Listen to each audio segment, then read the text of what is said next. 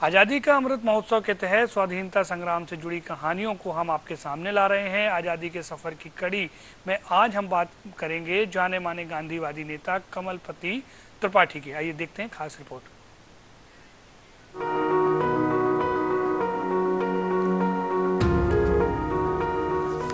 आज की कड़ी में हम बात करेंगे प्रसिद्ध स्वाधीनता सेनानी और जाने माने गांधीवादी नेता कमलापति त्रिपाठी की।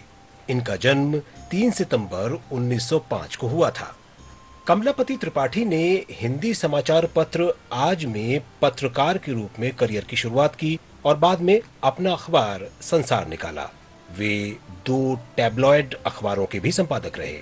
उन्होंने आज के उत्तर प्रदेश और तत्कालीन संयुक्त प्रांत में 1920 में असहयोग आंदोलन, 1930 में सविनय अवज्ञा आंदोलन और 1942 में भारत छोड़ो आंदोलन में हिस्सा लिया, जिसके लिए उन्हें कई बार जेल भी जाना पड़ा।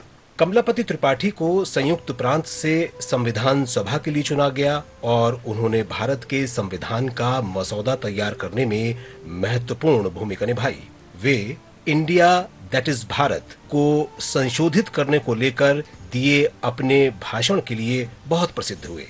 उनका कहना था कि अच्छा होता यदि संविधान सभा देश की प्रतिष्ठा और परंपरा के अनुरूप इस वाक्य को संशोधित करती। स्वतंत्रता के बाद कमलापति त्रिपाठी ने राज्य सरकार में विभिन्न पदों पर कार्य किया।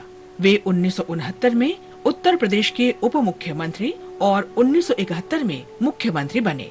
उनका कार्यकाल 2 साल तक ही चला। उसके बाद वो 2 बार रेल मंत्री भी रहे। त्रिपाठी बेहद विनम्र, प्रतिष्ठित और सिद्धांतवादी राजनेता थे। पत्रकारिता और हिंदी के लिए पूरी तरह प्रतिबद्ध और समर्पित। वे पत्रकारिता को स्नातक और स्नातकोत्तर स्तर पर पाठ्यक्रम में शामिल करने के पक्षधर थे। 1945 में महात्मा गांधी काशी विद्यापीठ में पत्रकारिता और जनसंचार विभाग की स्थापना उन्होंने ही की थी। वे 1947 से 1948 तक हिंदी साहित्य सम्मेलन के अध्यक्ष भी रहे।